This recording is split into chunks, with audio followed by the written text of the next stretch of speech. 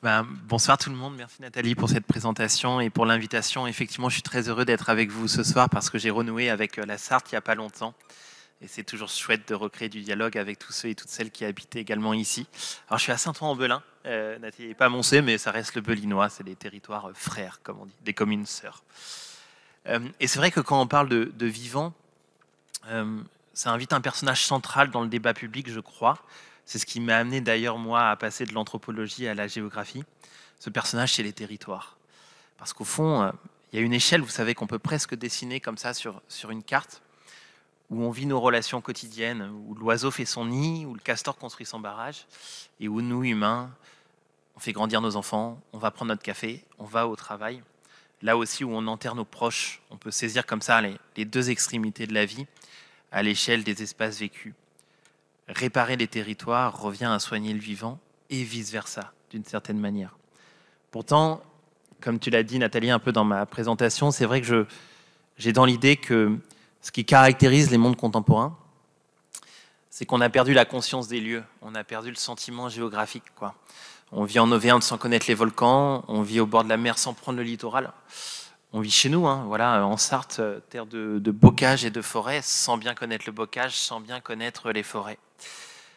Et cette distanciation en fait, qu'on a avec notre propre lieu de vie explique en grande partie notre capacité à saisir les enjeux contemporains et à pouvoir y répondre collectivement. Et d'ailleurs, vous dire que paradoxalement, cette dissociation est aussi présente dans la discipline de la géographie elle-même, qui est censée être, si vous voulez, la discipline gardienne des mondes, gardienne des lieux, gardienne des territoires. Je crois qu'elle a fait émerger des concepts violents envers les territoires.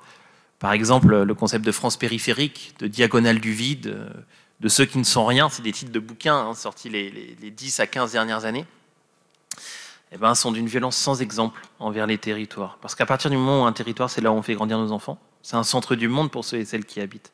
Personne n'est périphérique à sa propre vie. Et même si ces territoires ont été blessés au fil du temps, je crois que c'est bien comme un repère important dans la vie de chacun qu'il faut les traiter. Édouard Glissant disait déjà ça à son époque, une phrase que je trouve très juste et qui peut guider une forme de nouvelle géographie. Il disait qu'il fallait agir en son lieu et penser avec le monde. Une phrase grandiose. Alors concrètement, comment on peut faire pour renouveler un petit peu cette géographie? Dans le courant auquel j'appartiens, la géographie culturelle, il y a un peu 3 grands repères qui guident nos travaux, puis que je vais essayer de vous illustrer à travers des exemples concrets. Le premier repère, c'est qu'au fond, un territoire est toujours le produit de son historicité. Et que pour le comprendre, il faut remonter les pages de l'histoire. Alors ça peut paraître anecdotique, dit comme ça, mais histoire et géographie ont divorcé au fil du temps. Dans le milieu universitaire, il y a des laboratoires d'histoire et des laboratoires de géographie qui malheureusement ne se parlent pas beaucoup. Et dans le secondaire, il y a bien des professeurs d'histoire-géographie, belle singularité française en passant. Je pense que c'est quelque chose qui nous rend fiers, quoi. Mais où la plupart de ces professeurs sont des historiens et non des géographes. Ce qui explique que la géographie au collège-lycée fait un peu moins rêver qu'à l'université. Et puis vous savez, quand je vous parle d'histoire des territoires, je parle aussi de l'histoire des temps géologiques, des temps écologiques, qui permettent de comprendre le squelette d'un pays, voilà, son paysage au fond. C'est Marie-Hélène Lafont qui dit ça, que le squelette d'un pays est son propre paysage. Derrière ce repère, il y a un front citoyen et un front politique. C'est celui de redévoiler nos cartes, de redévoiler nos territoires pour mieux les connaître et pour mieux en prendre soin. On protège que ce qu'on aime, on n'aime que ce qu'on connaît, et on connaît que ce qui nous a été préalablement enseigné. Voilà peut-être la première et la plus belle mission de la géographie, quoi. Enseigner la diversité des lieux et la placer en héritage. Le deuxième grand repère de la géographie, c'est cette fameuse phrase qui vient d'Augustin Berg, un grand géographe. Alors Augustin Berg, il n'est pas très connu du grand public. Pourtant, en géographie, il a été très influent. Vous voyez Yoda dans Star Wars, Augustin Berg, c'est pareil en géographie, quoi. C'est un peu le Yoda de la géographie. Et il a cette très belle phrase issue de ses travaux sur le Japon, qui dit qu'au fond, l'être se crée en créant son milieu. L'être se crée en créant son milieu. C'est cette idée de se dire qu'au fond, en habitant un territoire, on va l'aménager, on va le cultiver, on va le mettre en gouvernance, on va le métamorphoser. Et dans cet exercice même de métamorphose, les humains changent leurs symboles, leur manière de penser et leur manière de se projeter dans l'avenir. Peut-être pour illustrer cette idée, qui est un peu théorique, dit comme ça, j'avais envie de vous prendre un exemple très concret, celui de ma thèse de doctorat, dans les Cévennes, à Alès, l'une des villes les plus pauvres de France, marquée par l'histoire minière. Pendant longtemps, Alès a été une zone de chalandise agricole, où les montagnards venaient échanger leurs produits autant que les viticulteurs de l'Hérault. C'était vraiment la plateforme où monde de la montagne et monde de la plaine se rencontraient. Et puis la révolution industrielle passe par là. 1870, Alès est assise sur un gisement charbonnier majeur et toute l'économie de la ville va s'orienter vers l'exploitation de ces mines. Petite parenthèse, à cette époque, on est face à des politiques publiques nationales où la France choisit de spécialiser chaque territoire dans une ou plusieurs filières d'exception, que ce territoire sera le seul à avoir, partant du principe qu'un territoire spécialisé va pouvoir tirer son épingle du jeu sans faire concurrence à son voisin. Paradoxalement, aujourd'hui, c'est ces spécialisations d'hier qui nous reviennent un peu comme un boomerang au visage et qui ont créé énormément de précarité. Car vous connaissez la suite de l'histoire à Alès. À la sortie de la Seconde Guerre mondiale, la France s'oriente vers un mix énergétique du nucléaire, du gaz et de l'hydraulique. Les mines de charbon ferment. La ville, trop spécialisée dans la mine, voit toute son économie s'écrouler, faisant émerger du chômage, de la pauvreté, qui embourbe toujours la commune aujourd'hui, 60 ans après. Et face à cette pauvreté, il y a des gens qui retournent à la terre, qui portent des projets de jardin, qui peuvent être parfois très grands, des mini-fermes très productifs. Et tout l'objet de ma thèse a été d'enquêter auprès de ces jardiniers pour savoir qu'est-ce que le jardin apportait à leur vie et comment, à partir des jardins, on pouvait potentiellement repenser un futur désirable pour la ville. Et ces jardiniers, ils m'ont tous dit, retourner à la terre majoritairement pour des raisons économiques au départ. Se nourrir, nourrir leur famille. Mais ce qui est intéressant, c'est qu'au fil de la pratique agricole, il y a une espèce d'apprentissage qui se met en place et qui fait que cette motivation économique devient indissociable de toute une série d'autres motivations, d'ordre social, d'ordre du paysage, du bien-être, de l'image de soi, qui fait que ces jardiniers, pourtant très pauvres, se mettent à sacrifier de l'espace productif de leur jardin pour d'autres types d'usages. Un barbecue pour accueillir les copains, une collection de bonsaïs parce que quelqu'un s'est découvert une passion là-dedans, etc. Magnifique illustration, si vous voulez, de cette phrase de l'être se crée en créant son milieu. On a des jardiniers qui retournent à la terre majoritairement pour des raisons économiques. Par la main qui parcourt la terre au quotidien, une rencontre se passe qui change leur manière de se projeter dans la ville et donc d'aménager leur propre jardin. Les jardins deviennent à Alès non pas seulement une canne économique, mais une épaule pour une nouvelle émancipation globale à l'échelle des territoires. La question citoyenne et prospective qu'il y a derrière ce repère géographique, c'est tout simplement de se dire, et c'est ressorti un peu dans le film, je crois, comment aménager les territoires pour changer le cœur de l'humain et vice-versa.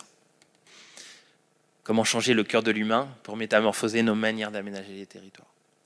Et enfin, troisième repère de la géographie culturelle, c'est qu'un territoire, avant d'être une approche technique ou politique, c'est finalement avant tout un corps en mouvement dans un lieu, et tout ce que fait ressentir ce corps en mouvement dans un lieu.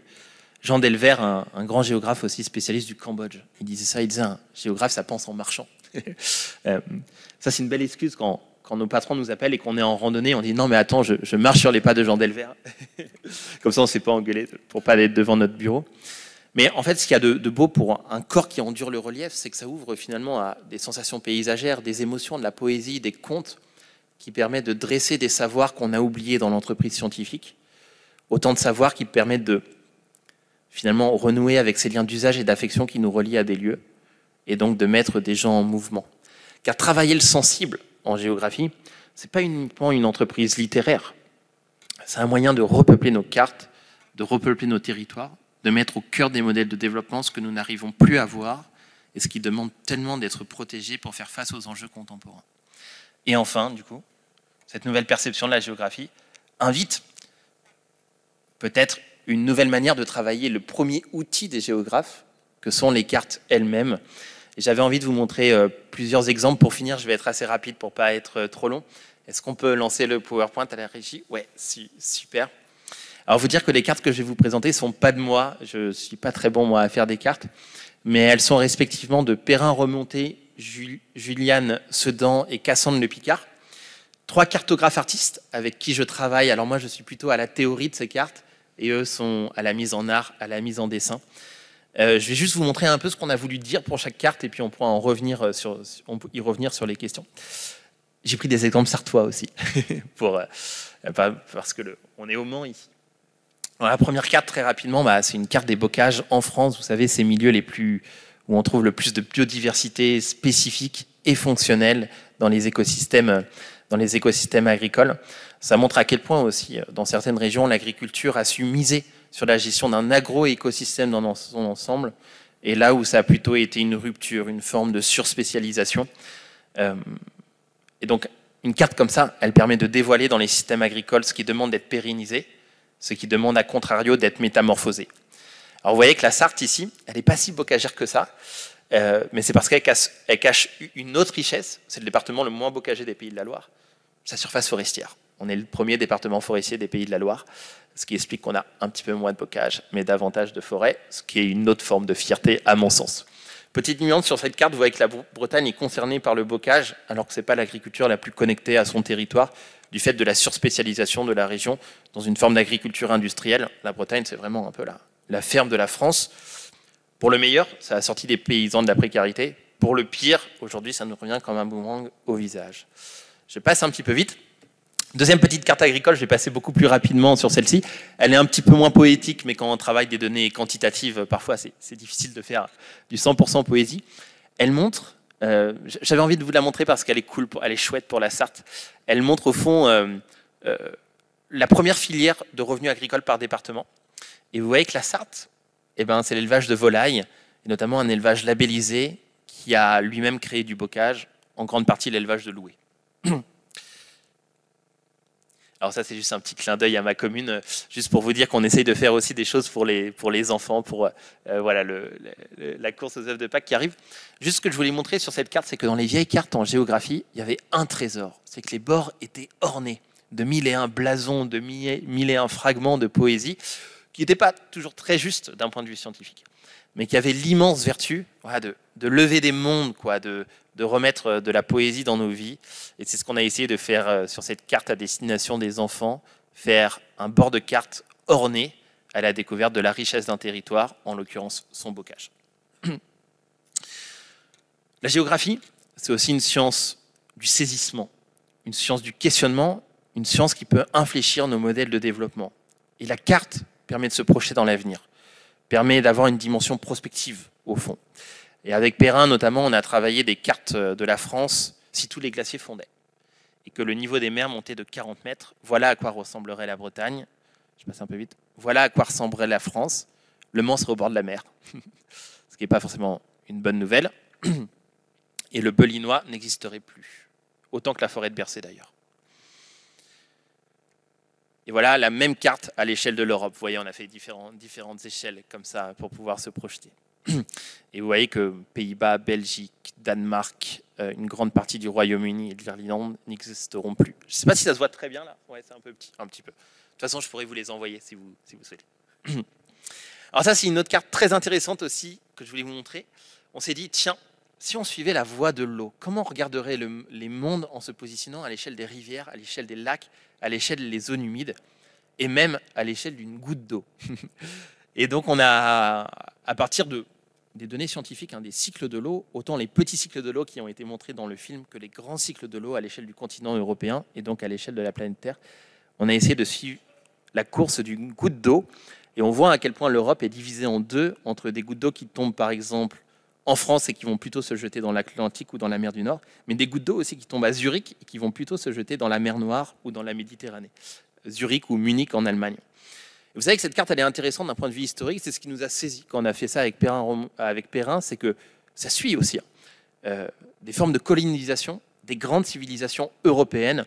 Pensons par exemple à l'Empire romain et les zones de la France qui ont été le plus rapidement colonisées. On voit à quel point ça suit les courbes de l'eau, en fait, tout simplement.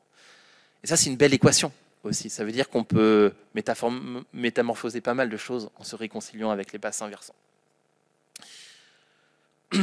Alors on va passer sur deux cartes, c'est deux cartes pour finir je crois, qui sont un petit peu plus oniriques, mais que j'avais envie de vous partager. Personnellement, c'est c'est mes préférées, mais je sais qu'elles sont un petit peu perchées.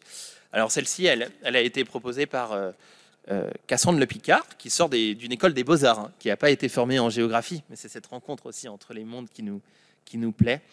Et avec Cassandre, on s'était dit, tiens, ce serait chouette de retourner la définition de ce qu'est un archipel. On considère souvent un archipel comme étant des îles entourées de mer. Mais comme les lagons et les récifs coralliens sont souvent les écosystèmes qui pérennisent la santé des écosystèmes dans leur ensemble à l'échelle d'un archipel, on pourrait très bien retourner le regard. C'est-à-dire qu'en fait, un archipel, c'est avant tout des mers saupoudrées de terre, à la manière d'un tiramisu, si vous voulez. Et donc, à partir du moment où on place les lagons et les mers au centre de la carte, et non plus les terres habitées par les humains, et ben ça change tout sur nos projections. Et c'est ce qu'a voulu un petit peu montrer Cassandre. Donc là, c'est un décentrement pour inviter finalement le non-humain et l'eau au centre de nos regards, et donc on l'espère au centre des modèles de développement. Et vous voyez que les rivières et les fleuves aussi, hein, qui traversent les îles, ont été accentués de manière volontaire, renouant avec une hypothèse qui a été travaillée par un géographe japonais qui utilisait cette idée très belle, c'est le nom d'un livre d'ailleurs, qui a été traduit en français. Il disait que la forêt est l'amante de la mer. La forêt est l'amante de la mer. Il était ostréiculteur, il s'était rendu compte que la bonne santé des forêts, et donc leur essence plurispécifique, jouait sur la santé des mers où il cultivait ses propres huîtres, et vice-versa. Et enfin, cette dernière carte de la France, qui a été réalisée par Juliane Sedan, et qui montre au fond, c'est comme ça qu'elle a intitulé sa carte, c'est une France par le tourisme de soi-même. C'est-à-dire mettre sur la carte des lieux par rapport à ce qu'ils nous font ressentir, ces lieux-là, quand on y est dedans. Derrière, il y avait une hypothèse moi, qui m'intéressait, qui avait été travaillée par Claude Lévi-Strauss, qui disait qu'au fond, chaque territoire a une personnalité propre qui matche plus ou moins avec notre personnalité à nous, quoi. En tout cas, c'était une idée que travaillait Lévi-Strauss. Un peu déterministe, c'est ce qu'on peut critiquer, mais qui est intéressante d'un point de vue artistique. Et c'est ce qu'a fait Juliane d'un lieu à l'autre. Mais juste vous dire que cette carte, c'est pas uniquement une aventure artistique. Elle dit aussi des choses historiques et géographiques sur les territoires. Exemple, vous voyez sur la pointe de Penir, donc tout au nord de la Bretagne, là où est Roscoff, plus ou moins, vous voyez une forme de kraken comme ça, de grandes bouches qui mangent le littoral. C'est tout simplement parce qu'on est sur une zone où les ports sont devenus silencieux. Plus beaucoup de villages bretons vivent de la pêche. Or, c'était des zones qui avant marchaient par l'économie de la sardine, par l'économie de la coquille Saint-Jacques, etc. Ces mêmes villages qui ont souvent perdu en ressources financières, perdu en capacité économique, voient dans certains endroits, pas tous, hein, mais aussi leur patrimoine se délabrer par cette surhumidité qui est caractérisée par les vents marins, comme si la mer grignotait comme ça les villages désindustrialisés de la Bretagne du Nord. Et autre exemple que je trouve très romantique sur cette carte, c'est la Méduse en place et lieu du Massif central, puisque le Massif central, et Stevenson nous le rappelle dans ses livres, a toujours été un endroit de rencontre entre le nord de la France et le sud de la France, y compris dans des dynamiques de domination. Pensons à on va dire, la chasse de Louis XIV face aux protestants qui s'étaient cachés également dans le Massif central, malheureusement. Un espace qui pourrait aussi bien recréer des formes de rencontres et de dialogue entre les régions françaises du Nord et du Sud. Voilà, je vous remercie de votre attention.